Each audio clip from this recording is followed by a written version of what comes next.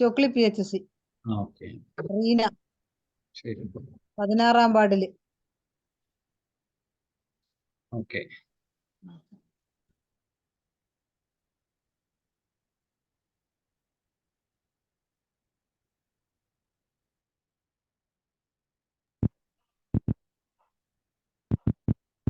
ഇനി എന്തെങ്കിലും ഉണ്ടോ ആർക്കെങ്കിലും?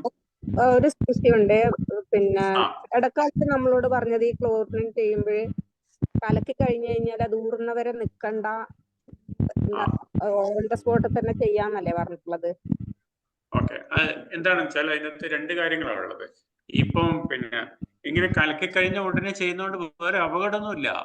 ഇന്നത്തെ ഉള്ള സംഭവിക്കാൻ പോകുന്നതെന്ന് വെച്ചാൽ നമ്മൾ ഇതിനകത്ത് ഞാൻ നേരത്തെ പറയും കുമ്മായം അല്ലെങ്കിൽ പിന്നെ എന്താണ് നീറ്റിയൊക്കെ ഇതിലാണല്ലോ, ഇതിൽ കൂടി കടത്തി വിട്ടിട്ടാണ് ബ്ലീച്ചിങ് പൗഡർ ഉണ്ടാക്കുന്നത്. അപ്പൊ ഇതിൻ്റെ അകത്തുള്ള ഈ കുമ്മായം കൂടി കിണറ്റിലെ വെള്ളത്തിലേക്ക് ചേരുന്ന മാത്രമേ ഉള്ളൂ പ്രശ്നമേ ഉള്ളൂ.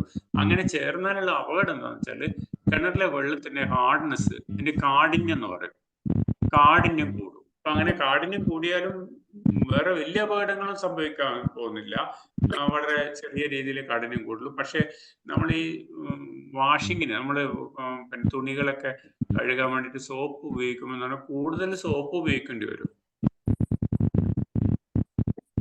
കൂടുതൽ അതിപ്പോ പിന്നെ ഒരു സോപ്പ് ഉപയോഗിക്കുന്നതിന് 2 സോപ്പ്, പിന്നെ പൗഡർ ആയാലും അങ്ങനെ തന്നെ, സോപ്പ് പൊടിയായാലും അങ്ങനെ തന്നെ. അത്രയേ ഉള്ളൂ, അല്ലാണ്ട് അതുകൊണ്ട് വലിയ അപകടങ്ങളൊന്നും സംഭവിക്കാൻ പോകുന്നില്ല. സാർ ഒരു സംശയം.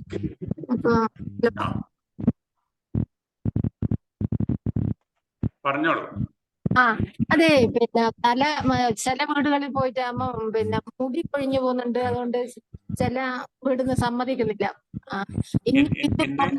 കഴിഞ്ഞാല് നാളെ എടുത്താലെല്ലാം മുടി കൊഴിഞ്ഞു പോകുന്നു, അതുകൊണ്ട് അവര് ചില ആൾക്കാർ സമ്മതിക്കുന്നില്ല. അപ്പൊ അതിനെന്താ സാർ പറയണ്ടേ? അല്ല, അതിലൊക്കെ ഒരു എന്തെങ്കിലും പിന്നെ കാര്യമുണ്ടോ? കാരണം വെച്ചാൽ അങ്ങനെയാണെങ്കിൽ നമ്മളെ മുനിസിപ്പാലിറ്റികളിലൊക്കെ നമ്മൾ ഉപയോഗിക്കുന്ന വെള്ളം മുഴുവനും ഈ വാട്ടർ അതോറിറ്റിന്റെ അത് നമ്മൾ സാധാരണ ഇത്രയും അളവിൽ ഞാൻ ഈ പറഞ്ഞ അളവിൽ ബ്ലീച്ചിങ് പൗഡർ ഉപയോഗിച്ച് കഴിഞ്ഞാൽ നമുക്ക് അവക്ഷിപ്ത ക്ലോറിൻ എന്ന് പറയുന്ന ക്ലോറിന്റെ അളവ് കിണറ്റിലുണ്ടാവുക 1 ppm ആണ്, 1 parts per million ആണ് ഉണ്ടാവുക. അതേസമയം നമ്മൾ ഈ പിന്നെ വാട്ടർ അതോറിറ്റി മുനിസിപ്പാലിറ്റികളിലായാലും ഒക്കെ അവർ പൈപ്പ് മുഖേന വിതരണം ചെയ്യുന്ന വെള്ളത്തിൽ 2 ppm അളവിലാണ്, അല്ലെ 2 parts per million. ഇത്രയും ക്ലോറിൻ എവിടെ എത്തണോ നമുക്ക് കിട്ടുന്ന സ്ഥലത്ത്, അതായത് പിന്നെ ഉപഭോക്താവിന്റെ അടുത്തെത്തുമ്പോൾ അത്രയും അവക്ഷിപ്ത ക്ലോറിൻ വെള്ളത്തിൽ ഉണ്ടാവണം എന്നുള്ളതാണ് അവരുടെ കണക്ക്. അപ്പൊ അത്രയും ഡബിൾ എമൗണ്ടിലാണ്, ഡബിൾ ക്വാണ്ടിറ്റിയിലാണ് ഉപയോഗിക്കുന്നത്. അങ്ങനെയാണെങ്കിൽ നമ്മൾ മുനിസിപ്പാലിറ്റികളിലുള്ളവർക്ക് മുടി ഉണ്ടാവോ?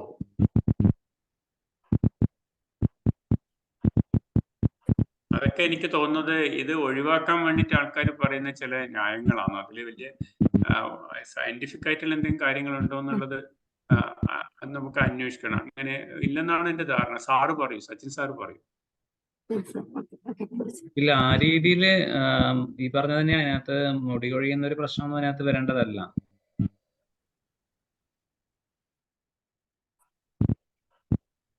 അറിയാനാ പറഞ്ഞോ? പറഞ്ഞോളൂ.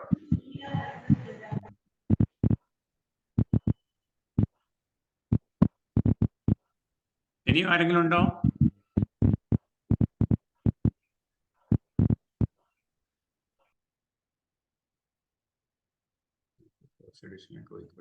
ഡൗട്ട്സ് ഇനി ആർക്കെങ്കിലും ഉണ്ടോ, ചോദിക്കാനുണ്ടോ?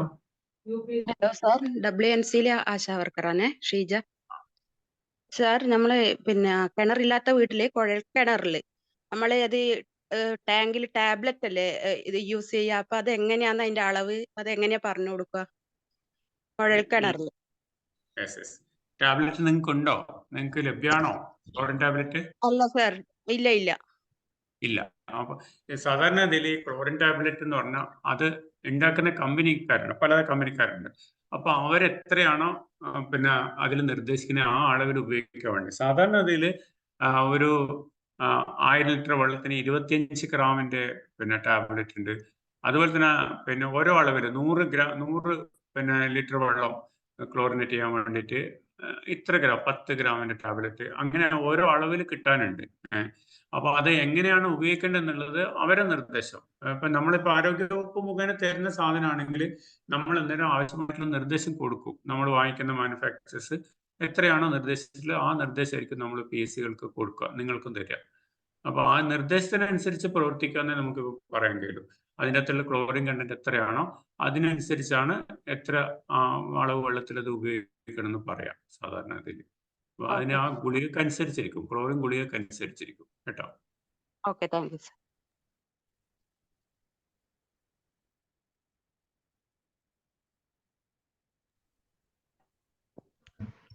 ഹലോ ഒരു ഹലോ ഒരു സംശയം കൂടിയേ.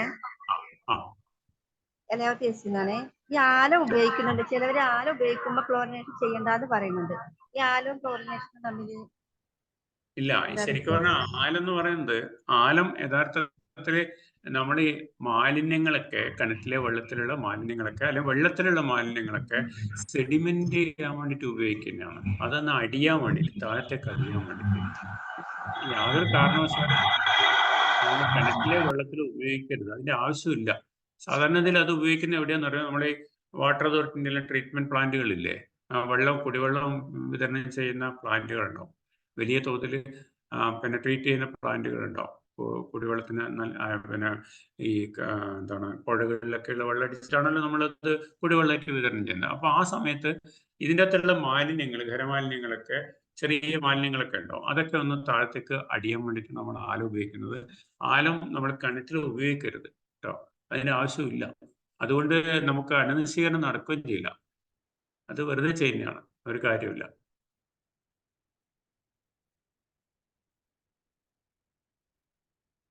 സാർ ഒരു സംശയം.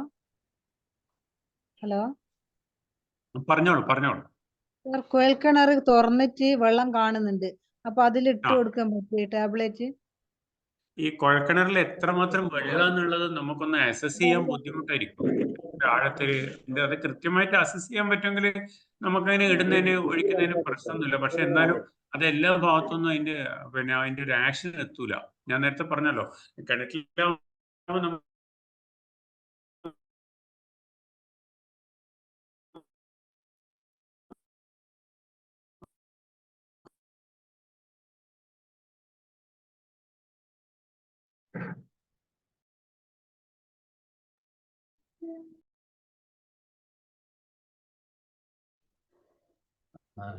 ഇടയ്ക്ക് കണക്ഷൻ പോയി തോന്നുന്നു, നോക്കട്ടെ.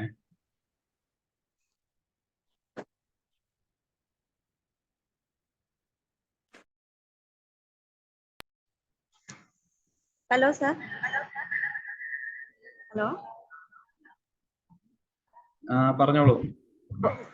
ബോർവെല്ലുള്ളവർക്ക് ടാങ്കിൽ അവർക്ക് ക്ലോറിനേഷൻ ചെയ്തു കൊടുക്കാൻ വേണ്ടി പറ്റുമോ? നമുക്ക് ഒരു മിനിറ്റ്,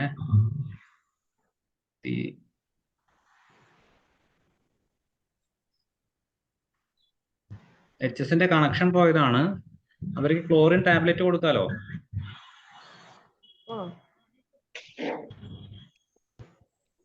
ക്ലോറിൻ ടാബ്ലറ്റ് യൂസ് ചെയ്യാൻ ടാങ്കുകൾക്കാണെങ്കിൽ ക്ലോറിൻ ടാബ്ലറ്റ് യൂസ് ചെയ്യാൻ പറയുന്നതാണ് നല്ലത്.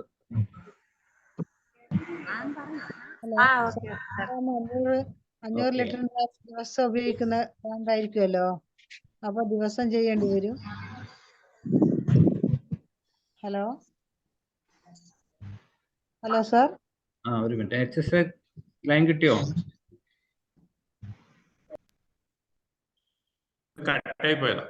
ശരി. ഇപ്പൊ ചോദിച്ച ചോദ്യം ചോദിച്ചോളൂ സാർ. 500 ലിറ്ററിന്റെ ആകുമ്പോ ദിവസം ടാങ്കിലെ വെള്ളം തീരുമല്ലോ, അപ്പൊ ദിവസം ഉപയോഗിക്കുമ്പോ എങ്ങനെയാ അത് ചെയ്യുക? ടാങ്കില് നേരത്തെ ചോദിച്ചില്ലേ, ഏറ്റവും നല്ലത് നമുക്ക് ക്ലോറിൻ ഗുളികകൾ കിട്ടാണെങ്കിൽ അതാ നല്ലത്. ആ ഗുളിക ഒരു ദിവസത്തേക്കല്ലേ ആവും സാർ? അന്നേരം 500 ലിറ്ററിന്റെ ഇട്ടാല് അതത്രേ പറ്റുള്ളൂ. കാരണം നമുക്ക് ക്ലോറിനേഷൻ അങ്ങനെ ഒരു പ്രായോഗിക ബുദ്ധിമുട്ടുണ്ട്. കുഴൽക്കിണറിന്റെ കാര്യത്തില് ചെറിയൊരു പ്രായോഗിക ബുദ്ധിമുട്ടുണ്ട്. അപ്പൊ കുഴൽ കിണറിൽ ഇടാനാവൂല? കിണറിലിട്ടാലും നമുക്ക് എല്ലാ ഭാഗത്തും അതിന്റെ പ്രവർത്തനം കിട്ടൂലല്ലോ. മാത്രമേ കിട്ടൂ. നമ്മൾ ഇടുന്ന ഭാഗം മേലെ ഭാഗമാണെങ്കിൽ മേലെ ഭാഗത്തല്ലേ അതിന്റെ ആക്ഷൻ കിട്ടുള്ളൂ, താഴത്തേക്ക് കിട്ടൂല്ലോ. വെള്ളം നമ്മൾ കുഴൽക്കിണറിലൊക്കെ വെള്ളം എടുക്കുന്നത് ഇത്ര 100, 150 അടി, 100 അടി, 200 അടി ഒക്കെ ആ ഒരു താഴ്ചയിലായിരിക്കും വെള്ളം എടുക്കുന്നത്. അപ്പൊ മേലെ നമ്മൾ ബ്ലീച്ചിങ് പൗഡർ ഇട്ടുകൊണ്ട് അതിന്റെ ആക്ഷൻ താഴെ കിട്ടുമോ? ഇല്ലല്ലോ, ക്ലോറിന്റെ ആക്ഷൻ കിട്ടില്ല. ഇത് അതുകൊണ്ട് അത്ര ചെറിയ പ്രായോഗികമല്ല. ഏറ്റവും നല്ലത് അത് നമുക്ക് പിന്നെ എവിടെയാണോ ശേഖരിക്കുന്നത് ആ ശേഖരിക്കുന്ന ടാങ്കുകളിൽ നമ്മൾ ഇത് ചെയ്യുന്നതായിരിക്കും നല്ലത്. ഇത് ചെറുതാ സാർ, 35 അടിയേ ഉള്ളൂ. 35 അടി. എന്നാലും അത് കുലുക്കിയിട്ട് എല്ലാ സ്ഥലത്തും എത്തിക്കാൻ പറ്റുമോ? അത് പ്രായോഗികമായിട്ട് ബുദ്ധിമുട്ടായിരിക്കൂലേ? അല്ല, അത് നമ്മളിങ്ങനെ ഇറക്കിയിട്ടെല്ലാം നോക്കുന്നതാ. ആ അത് ബുദ്ധിമുട്ടായിരിക്കുന്നതായിരിക്കും. അത് നമ്മളധികം പിന്നെ അത് പറയാതിരിക്കുന്നതായിരിക്കും നല്ലത്. കാരണം ആളുകൾ അങ്ങനെ ചെയ്യൂല. അതിങ്ങനെ വെള്ളമൊക്കെ ചെറിയ വിത്തല്ലേ ഉള്ളൂ. എന്തോ കറപ്പടിച്ചിട്ട്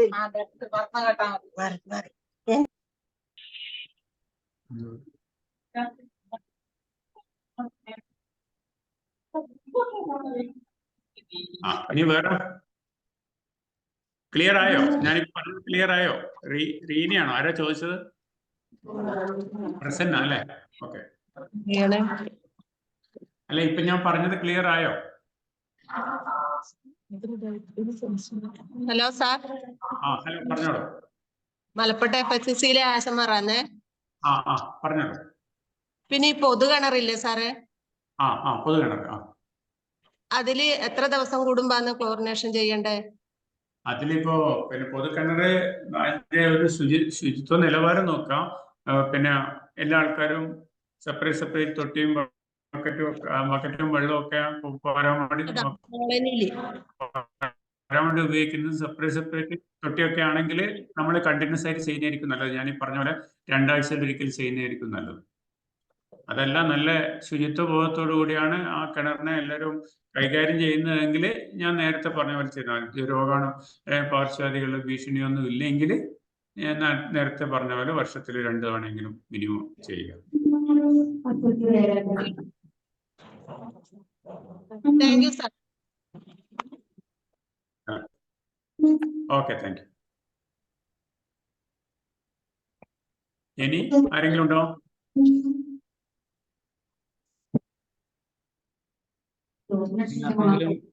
ഡൗട്ട്സ് ചോദിക്കാനുണ്ടോ?